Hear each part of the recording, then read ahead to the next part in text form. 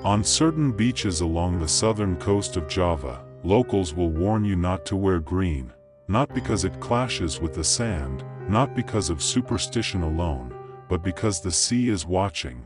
The waves here do not crash loudly.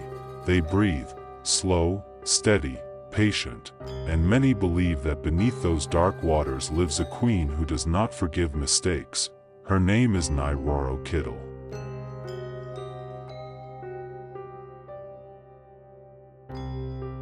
For centuries, fishermen, villagers, and even kings have spoken her name with caution.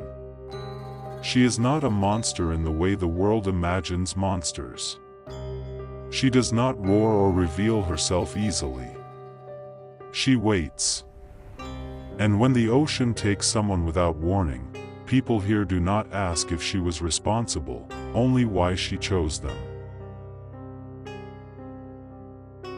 The legend of Nyi Roro Kidul is deeply woven into Javanese culture, especially along the southern coastline where the Indian Ocean meets the land with unusual force. The sea here is different. Its currents are stronger, its depths darker, its pull more dangerous than most shores in Indonesia. Long before modern science tried to explain this, people already had an answer. They said the queen of the southern sea ruled these waters. Some versions of the story say she was once a human princess. Beautiful, intelligent, and powerful, she lived in a royal palace on land. But jealousy followed her. A curse was placed upon her body, slowly destroying her beauty and her life.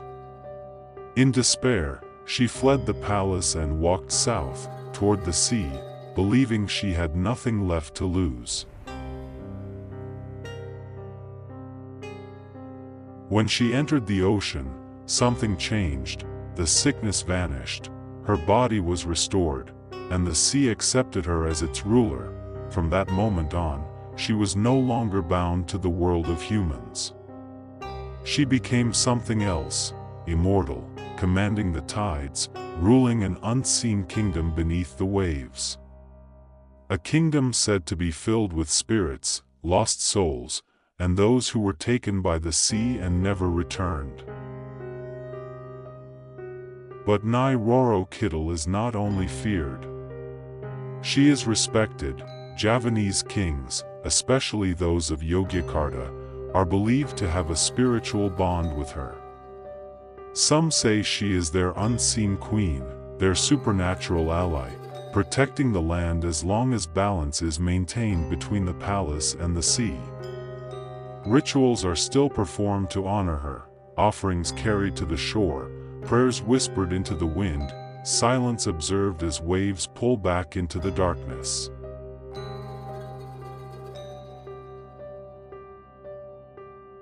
Because when respect disappears, the sea reminds people. There are countless stories from locals. Fishermen who vanished even on calm days. Tourists pulled under by waves that seemed gentle just moments before. Survivors who swear they felt hands, not currents, dragging them down.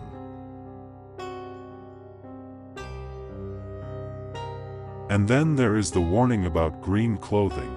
It is said that green is the queen's color. Those who wear it risk being mistaken for her own, or worse, being claimed by her. Whether this is belief or coincidence no longer matters. Enough people have disappeared for the warning to remain.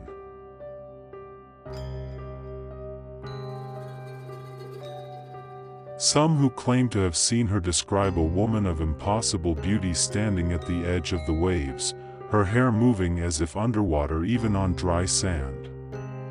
Others say they hear a soft voice calling their name, blending with the sound of the ocean, impossible to distinguish from imagination, until it is too late. What makes this legend unsettling is not just fear, but consistency.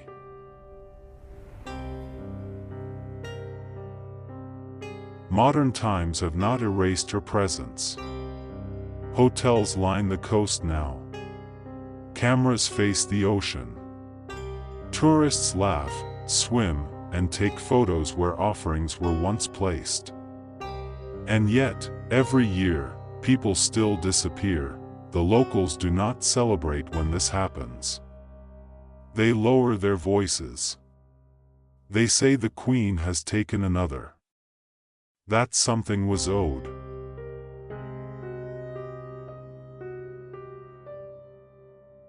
Because Nyi Roro Kidul does not hunt randomly, she takes those who disrespect the sea, those who underestimate it, those who believe they are untouchable, and sometimes, she takes no one at all, for years.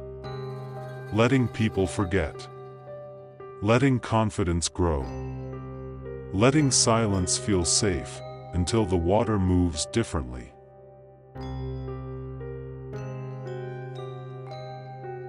If you ever stand on the southern coast of Java, you may notice how the horizon feels closer than it should. How the wind seems to pause. How the waves pull back as if preparing for something unseen, and if you listen carefully, beneath the sound of the ocean, you might hear something else, a whisper, not loud enough to understand, but clear enough to feel, because the sea does not forget its queen, and she is always watching.